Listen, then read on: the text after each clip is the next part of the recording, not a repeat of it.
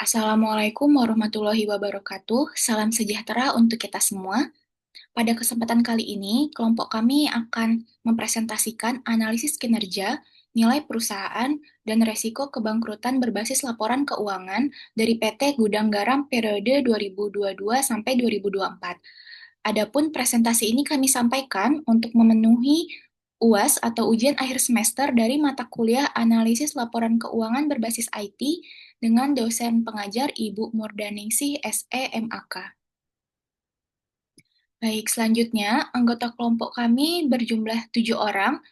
Yang pertama atas nama Andi Sunaria, yang kedua Gifar Ikhlasul Amal, yang ketiga Hilman Faturrahman, yang keempat saya sendiri Mutia Zahra Nabila, yang kelima Olivia Azahra, yang keenam Thorik Maulid Sinasar, dan yang ketujuh serta terakhir atas nama Ulia Anindita Rusdan.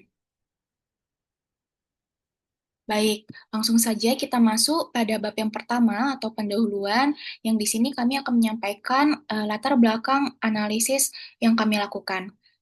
Yang pertama, analisis laporan keuangan merupakan hal yang penting dalam rangka mengambil keputusan ekonomi yang rasional bagi berbagai pihak, baik manajemen, investor, kreditor, maupun pihak eksternal lainnya.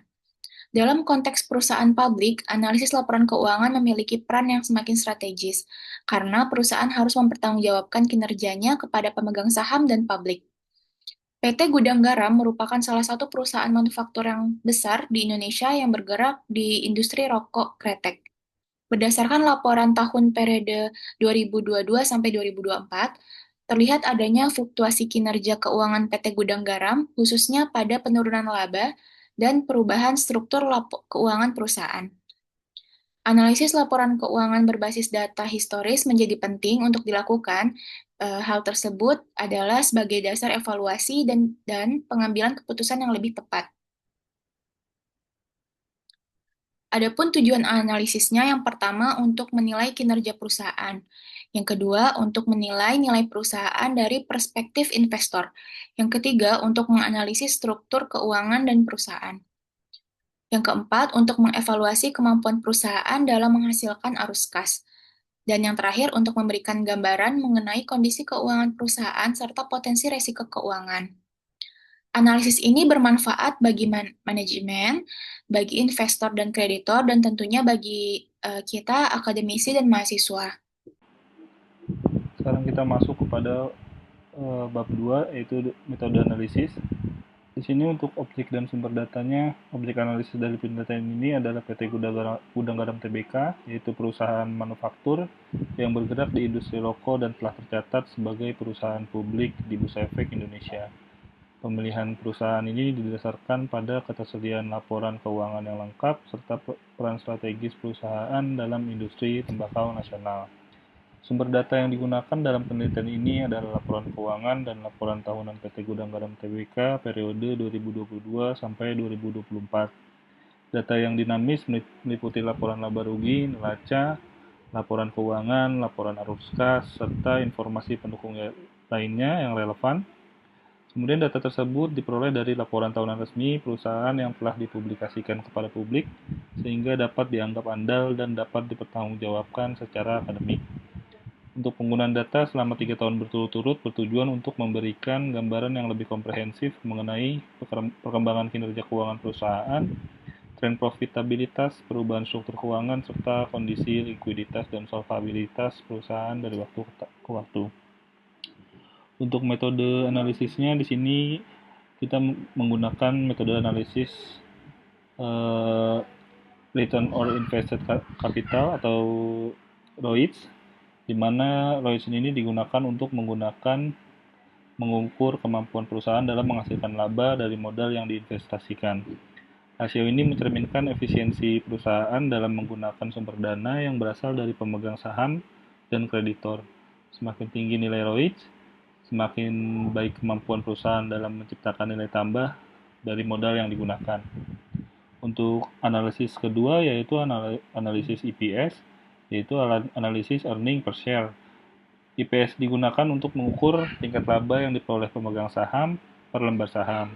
Rasio ini sangat penting bagi investor karena mencerminkan tingkat keuntungan yang dapat dinikmati oleh pemegang saham.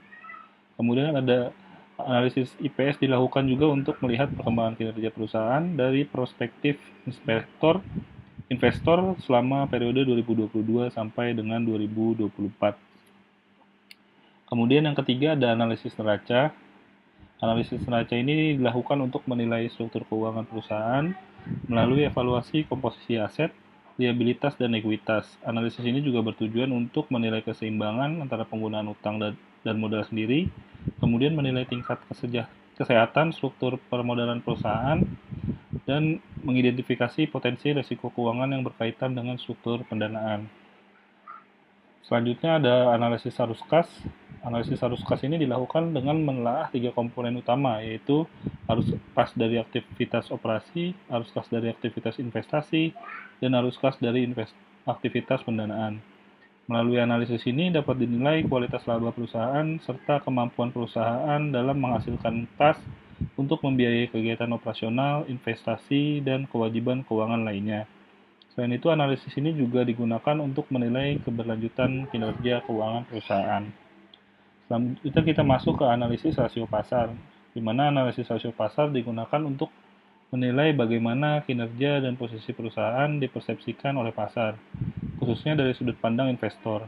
Rasio ini mencerminkan hubungan antara kinerja keuangan perusahaan dengan harga saham atau indikator pasar lainnya, sehingga dapat digunakan untuk menilai daya tarik saham perusahaan sebagai instrumen investasi. Kemudian yang terakhir adalah analisis Altman Z-Score. Analisis ini digunakan untuk menilai potensi risiko, kebangkrutan, atau finansial distress perusahaan. Metode ini mengombinasikan beberapa rasio keuangan penting untuk menghasilkan satu skor yang dapat digunakan sebagai indikator tingkat kesehatan keuangan perusahaan.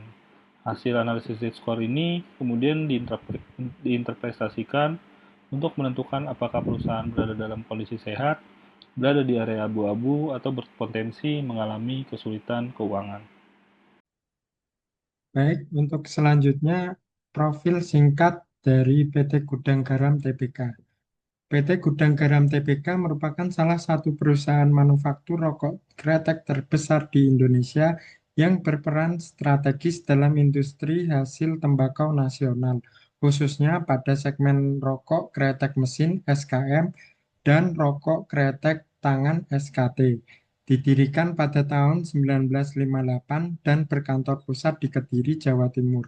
Perusahaan ini telah tercatat di Bursa Efek Indonesia dengan kode saham GGRM dan menjalankan kegiatan usaha utama berupa produksi, pemasaran, serta distribusi rokok dengan dukungan pengolahan bahan baku dan sistem logistik terintegrasi dengan skala operasi yang besar dan bersifat padat karya.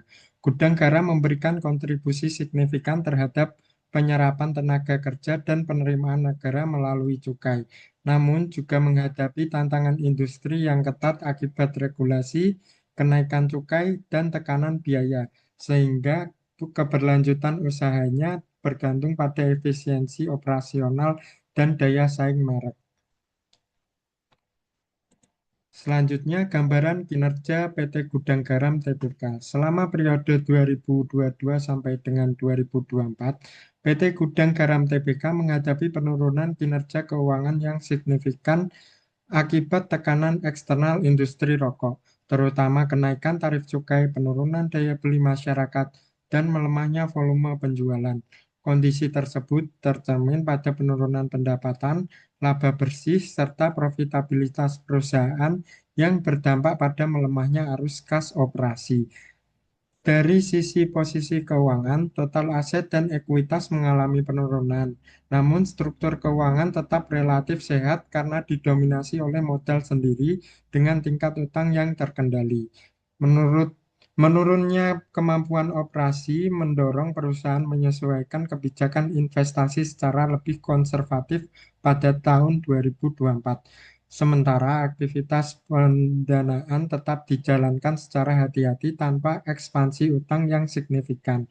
Secara keseluruhan, perusahaan berada dalam fase penyesuaian dan konsolidasi dengan keberlanjutan kinerja ke depan sangat bergantung pada pemulihan kinerja operasional dan peningkatan efisiensi usaha. Selanjutnya adalah analisis profitabilitas berbasis investor. Analisis profitabilitas ini merupakan evaluasi yang mendalam terhadap kemampuan perusahaan dalam menghasilkan laba, yang difokuskan pada pengembalian yang akan diterima oleh pemegang saham atau investor. Analisis ini menilai efisiensi manajemen dalam menggunakan modal untuk menciptakan nilai atau value bagi investor. Analisis ini em, penting untuk investor karena dapat melihat profitabilitas, yang mana profitabilitas yang tinggi dan stabil memberikan sinyal positif mengenai prospek masa depan perusahaan yang seringkali akan meningkatkan harga saham. Kemudian, perusahaan dengan profitabilitas yang tinggi cenderung mampu membayar dividen yang lebih baik kepada pemegang saham.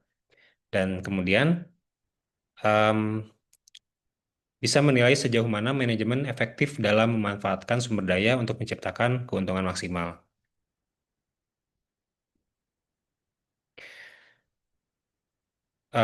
Di analisis profitabilitas ini terdapat berbagai macam metode, diantaranya ada Return on Invested Capital atau ROIC dan analisis dengan metode Earning per Share atau EPS. Untuk ROIC ini digunakan untuk mengukur kemampuan perusahaan dalam menghasilkan laba dari modal yang diinvestasikan. Em, untuk ROIC ini bisa kita hitung dengan membandingkan NOPAT atau Net Operating Profit After Tax dibagi dengan Invested Capital. NOPAT tadi merupakan laba operasional bersih setelah dikenakan dengan pajak. Dan untuk Invested Capital merupakan modal yang digunakan perusahaan baik dari ekuitas maupun utang berbunga untuk menghasilkan laba perusahaan. Rasio ini mencerminkan efisiensi perusahaan dalam menggunakan sumber dana yang berasal dari pemegang saham dan kreditor. Semakin tinggi nilai ROIC, semakin baik kemampuan perusahaan tersebut dalam menciptakan nilai tambah dari modal yang digunakan. Kemudian metode selanjutnya adalah earning per share atau EPS. Metode ini digunakan untuk mengukur tingkat laba yang diperoleh pemegang saham per lembar saham. IPS ini bisa kita hitung dengan membandingkan laba bersih setelah pajak dibagi dengan jumlah saham yang beredar. Rasio ini sangat penting bagi investor karena mencerminkan tingkat keuntungan yang dapat dinikmati oleh pemegang saham. Untuk yang pertama, analisis ROIC. Analisis ROIC ini kita lakukan dengan berdasarkan laporan keuangan di tahun 2022, 2023, dan 2024 di perusahaan. Yang mana kita bisa dapatkan hasilnya untuk NOPAT ini di tahun 2022 kita dapatkan hasilnya 2,9 triliun, kemudian 2023 5,7 triliun, dan tahun 2024 di 1,3 triliun. Kemudian di invested capitalnya tahun 2022 ada 63 triliun rupiah, kemudian 2023 70 triliun rupiah, dan 2024 67 triliun rupiah. Setelah kita dapatkan NOPAT dan invested capitalnya, kita bandingkan keduanya dan didapatkan hasil ROIC-nya, yang mana di tahun 2022 terdapat ROIC sebesar 4,69%, kemudian 2023 8,25%, dan 2024 1,97%. Berdasarkan hasil perhitungan kita tadi, kita bisa lihat bahwa terjadi pemulihan profitabilitas yang signifikan di tahun 2023 yang ditunjukkan dengan ROIC sebesar 8,25%. Modal yang diinvestasikan mampu menghasilkan laba yang lebih optimal.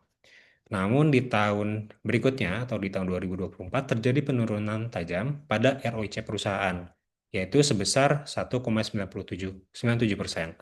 Ini menandakan modal yang besar tidak diimbangi dengan laba. Hal ini juga mengindikasikan bahwa perusahaan sedang kesulitan menciptakan nilai tambah ekonomis dari investasi modalnya, yang kemungkinan dipicu oleh tekanan beban cukai yang tidak sebanding dengan kenaikan harga jual. Kemudian analisis selanjutnya adalah EPS. Sama seperti analisis sebelumnya, kita lihat di tahun 2000, kita lihat dari laporan keuangan tahun 2022, 2023, dan 2024. Untuk laba bersih ini kita bisa lihat di laporan laba rugi perusahaan. Dan untuk jumlah saham yang beredar, ini kita bisa lihat di laporan neraca di bagian ekuitas. Di tahun 2022 kita lihat untuk laba bersih itu ada di sekitar 2,7 triliun rupiah. Di tahun depan, tahun berikutnya di tahun 2023 5,3 triliun rupiah, dan di tahun 2024 980 miliar rupiah. Kemudian di jumlah saham yang beredar di tahun 2022 ada 1,9 juta 1,9 miliar lembar saham. Begitupun dengan 2023 dan 2024 saham yang beredar masih sama. Setelah kita dapatkan masing-masing nilainya, kita bandingkan. Sehingga untuk di tahun 2022 EPS perusahaan adalah sebesar Rp1.445. Kemudian tahun 2023 Rp2.767, di tahun 2024 adalah Rp510. Dari hitungan tadi, kita bisa lihat bahwa EPS perusahaan melonjak di tahun 2023. Ini memberikan sinyal yang positif bagi pemegang saham mengenai potensi dividen. Namun, terjadi penurunan IPS hingga 81,5% pada tahun 2024. Dan ini menjadi peringatan bagi investor. Kenapa? Karena menunjukkan penurunan daya beli yang drastis. Dan ini kemungkinan besar akan berdampak pada penurunan pembayaran dividen di masa mendatang. Nah, dari sudut pandang investor, kondisi ini dapat menurunkan daya tarik saham perusahaan, terutama bagi investor yang orientasinya itu pada pendapatan dan pertumbuhan laba. Pembahasan selanjutnya adalah analisis struktur keuangan. Yang pertama ada analisis neraca. Analisis neraca dilakukan untuk menilai struktur keuangan perusahaan melalui komposisi aset, liabilitas, dan ekuitas.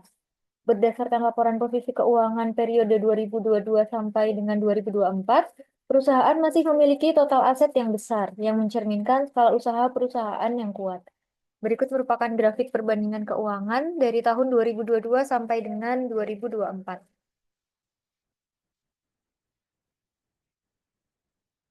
Pada periode 2022 sampai dengan 2024, perusahaan memiliki struktur aset yang didominasi oleh aset lancar, terutama kas, persediaan, dan piutang usaha.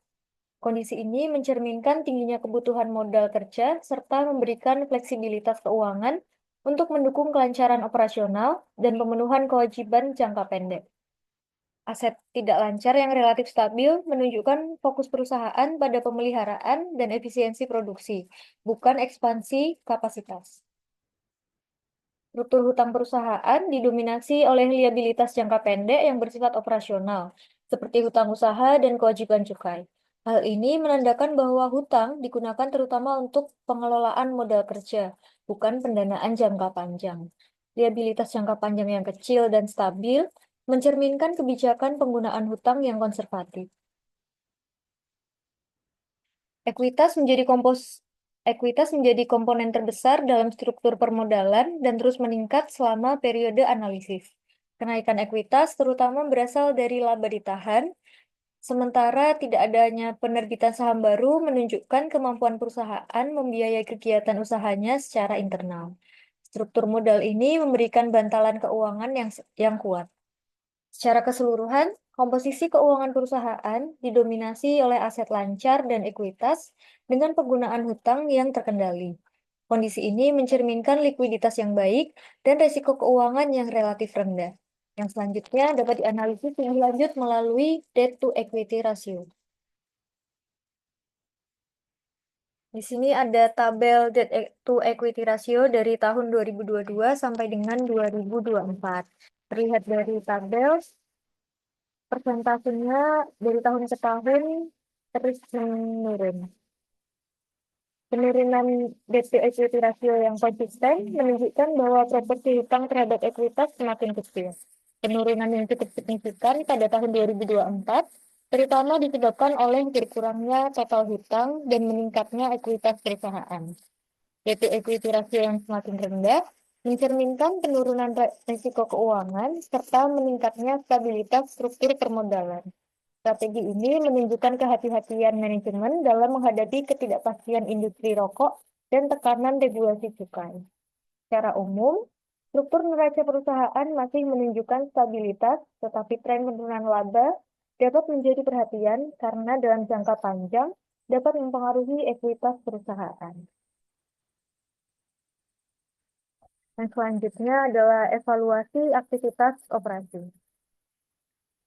Di sini ada grafik perbandingan antara arus kas operasi, investasi, dan pendanaan dari PT Gudang Garam.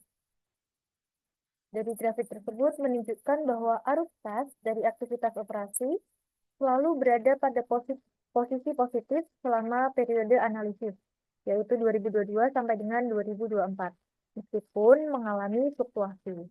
Pada tahun 2022, arus kas operasi berada pada level tertinggi, kemudian mengalami penurunan signifikan pada tahun 2023.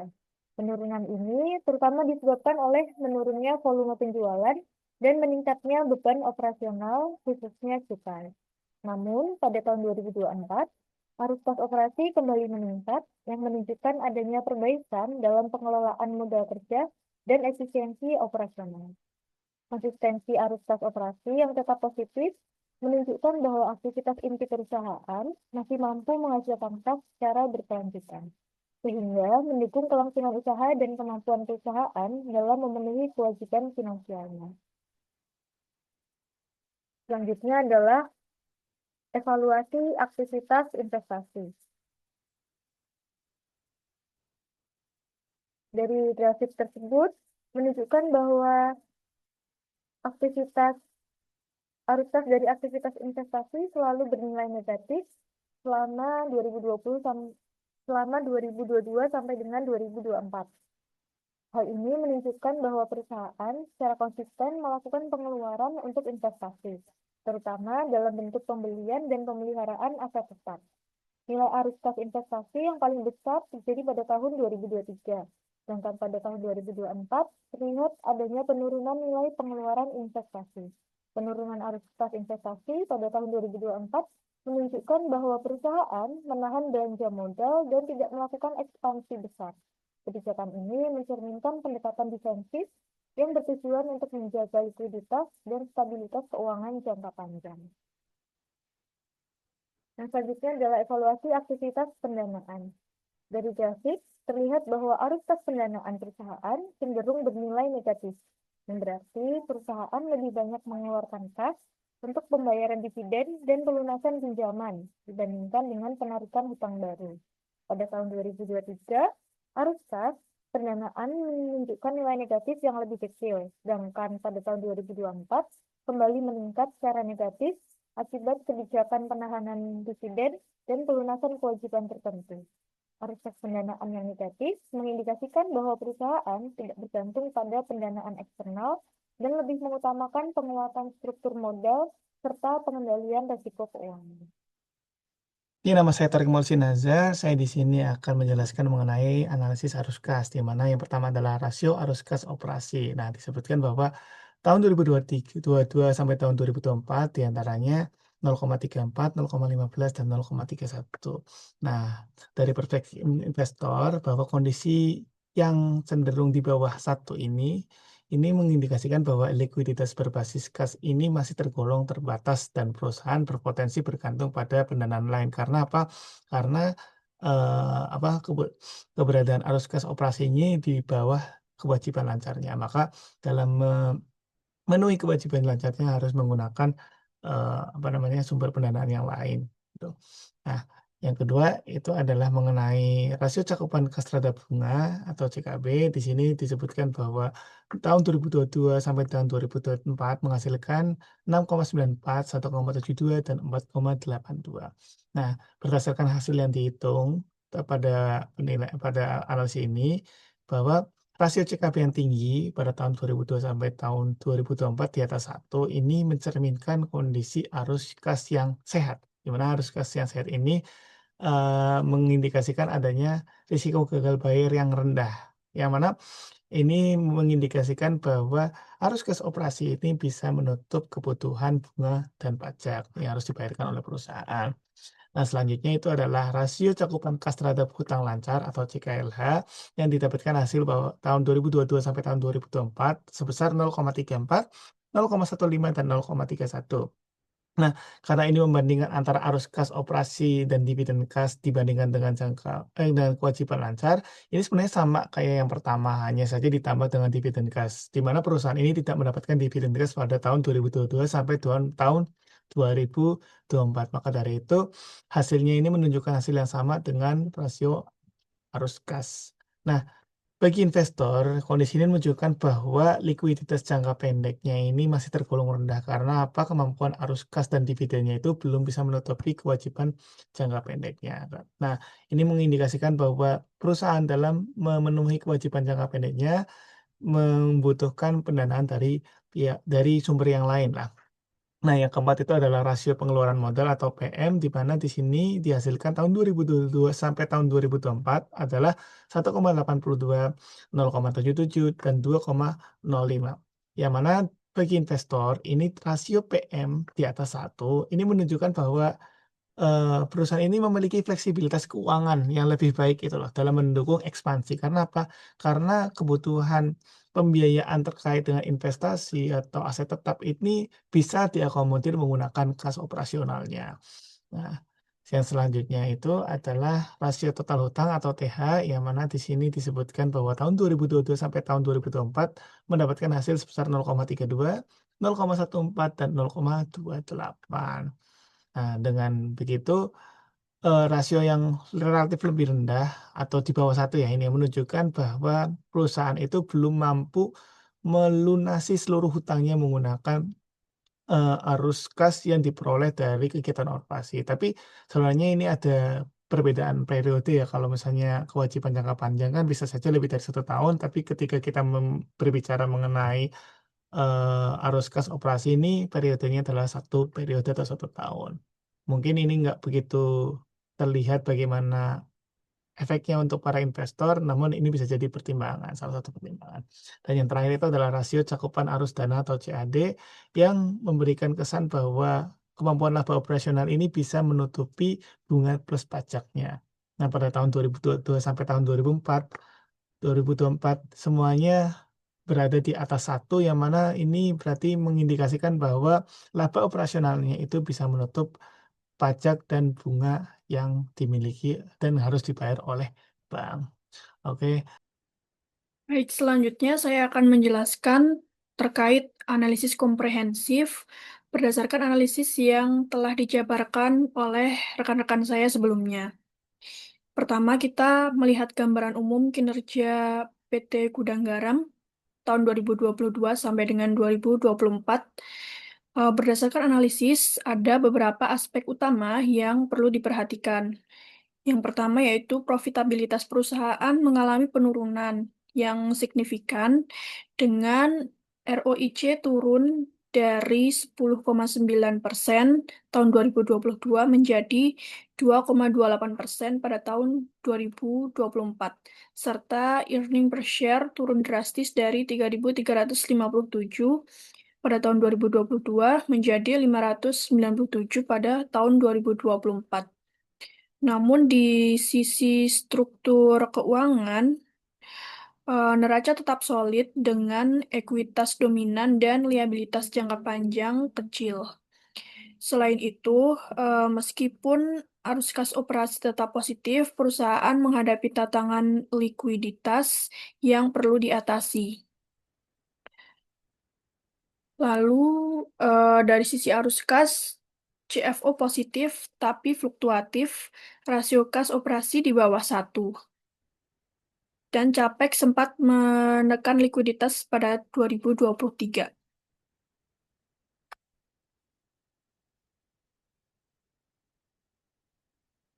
Kita rinci satu persatu di analisis profitabilitas dari perspektif investor.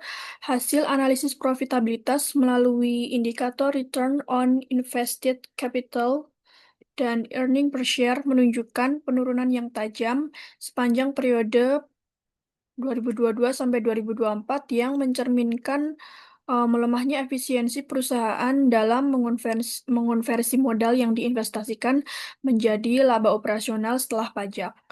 Penurunan tersebut terutama dipengaruhi oleh merosotnya NOPAT secara signifikan, sementara besaran invested capital relatif tidak mengalami penyesuaian yang sebanding, sehingga tingkat pengembalian atas modal yang tertanam menjadi semakin rendah. Penurunan pada IPS juga mempengaruhi persepsi pasar terhadap prospek pertumbuhan laba, serta menurunkan daya tarik saham bagi investor yang berorientasi pada pendapatan maupun pertumbuhan. Dengan demikian, dapat ditegaskan bahwa inti tantangan kinerja pada periode ini berada pada penurunan kualitas penciptaan nilai yang tercermin melalui ROIC dan EPS. Selanjutnya untuk analisis struktur keuangan. Dari sisi struktur keuangan, perusahaan secara umum masih menunjukkan karakteristik neraca yang relatif konservatif dengan basis aset yang besar dan permodalan yang kuat, di mana ekuitas menjadi komponen dominan dan liabilitas jangka panjang relatif kecil. Namun, pemaknaan stabilitas neraca perlu dikaitkan dengan dinamika kinerja laba dan kas, karena ketika profitabilitas melemah, ketahanan struktur modal tidak lagi hanya bergantung pada besarnya ekuitas, tetapi juga pada kemampuan operasi dalam menghasilkan kas untuk menopang kebutuhan modal kerja dan pemenuhan kewajiban jangka pendek. Dalam evaluasi aktivitas, operasi tetap menghasilkan kas positif namun fluktuatif. Investasi cenderung menyerap kas secara konsisten, arus kas investasi negatif dengan tekanan terbesar pada tahun 2023. Sedangkan pendanaan cenderung defensif, arus kas pendanaan negatif, yang mengindikasikan kehati-hatian dalam penggunaan pembiayaan eksternal dan upaya pengendalian risiko pendanaan.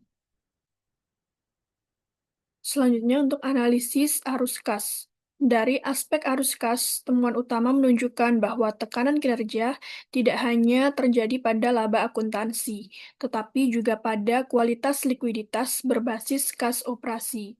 Arus kas operasi CFO tetap positif sepanjang periode, namun turun tajam pada tahun 2023 dan pulih pada 2024. Sedangkan rasio kas operasi terhadap kewajiban lancar konsisten di bawah 1, yang berarti kas operasi dalam satu periode belum mampu menutup kewajiban lancar dalam periode yang sama.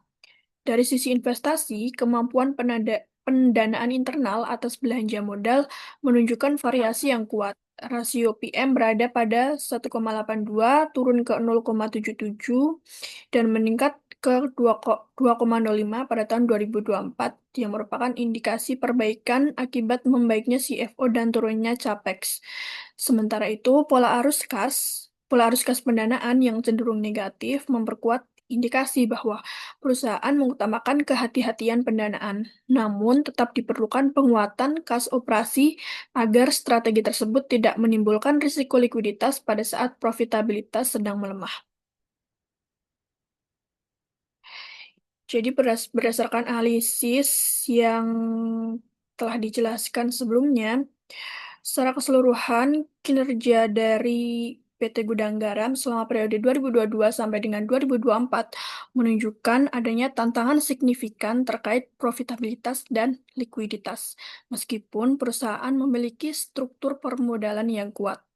Tekanan terlihat pada penurunan efisiensi dalam menghasilkan laba dan arus kas, dengan penurunan pada ROIC dan EPS yang mencerminkan berkurangnya kemampuan perusahaan dalam menciptakan nilai dari modal yang diinvestasikan.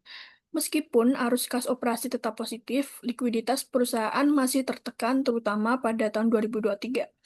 Perusahaan juga mengutamakan kehati-hatian dalam pendanaan eksternal dengan arus kas pendanaan negatif. Untuk menjaga keberlanjutan dan stabilitas keuangan, perusahaan perlu fokus pada peningkatan kualitas arus kas operasi dan efisiensi dalam penggunaan modal. Adapun rekomendasi untuk manajemen, yang pertama yaitu manajemen perlu memprioritaskan pemulihan profitabilitas dengan meningkatkan margin kontribusi dan efisiensi biaya. Fokus juga diberikan untuk memperbaiki arus kas operasi dengan pengendalian persediaan dan percepatan penagihan piutang. Disiplin dalam belanja modal atau CAPEX juga perlu ditegakkan untuk meningkatkan efisiensi dan menghindari pengeluaran yang menekan likuiditas.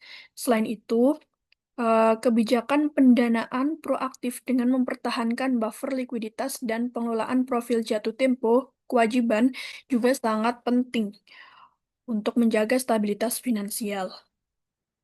Lalu untuk rekomendasi bagi investor dan kreditor, yang pertama untuk investor, penting untuk fokus pada pemulihan fundamental perusahaan, terutama dalam hal ROIC, EPS, dan CFO. Pendekatan selektif dan bertahap juga disarankan untuk menghindari risiko value trap. Nah, untuk rekomendasi bagi kreditor, perhatian utama harus difokuskan pada likuiditas perusahaan, mengingat rasio kas operasi terhadap kewajiban lancar yang masih di bawah 1. Kreditor juga perlu memperkuat monitoring terhadap pengelolaan CAPEX dan struktur pendanaan perusahaan untuk menekan risiko likuiditas dan gagal bayar. Selanjutnya akan dilanjutkan oleh rekan. Baik, selanjutnya kita akan masuk pada bagian penutup. Adapun kesimpulan dari hasil analisis laporan keuangan PT Gudang Garam periode 2022 sampai 2023 adalah berdasarkan hasil analisis laporan keuangannya dapat disimpulkan bahwa PT Gudang Garam masih memiliki skala usaha dan basis aset yang kuat. Namun, mereka menghadapi tekanan kinerja yang cukup signifikan, terutama pada aspek profitabilitas dan kemampuan menghasilkan arus kas. Penurunan pendapatan dan laba bersih selama periode tersebut berdampak langsung pada melemahnya indikator kinerja utama, khususnya ROIC dan IPS. Hal ini menunjukkan bahwa efisiensi penggunaan modal serta tingkat imbal hasil yang diterima pemegang saham mengalami penurunan. Namun secara keseluruhan dapat disimpulkan bahwa perusahaan masih memiliki fundamental aset yang kuat. Namun tetap perlu melakukan langkah-langkah strategis untuk memperbaiki profitabilitas, meningkatkan efisiensi penggunaan modal, serta memperkuat kemampuan menghasilkan arus kas agar kinerja keuangan dapat kembali membaik dan resiko-resiko keuangan dapat diminimalkan di masa mendatang. Terima kasih. Berikut adalah presentasi yang dapat kelompok kami sampaikan untuk memenuhi UAS analisis laporan keuangan berbasis IT. Apabila ada kesalahan, kami mohon maaf. Terima kasih. Wassalamualaikum warahmatullahi wabarakatuh.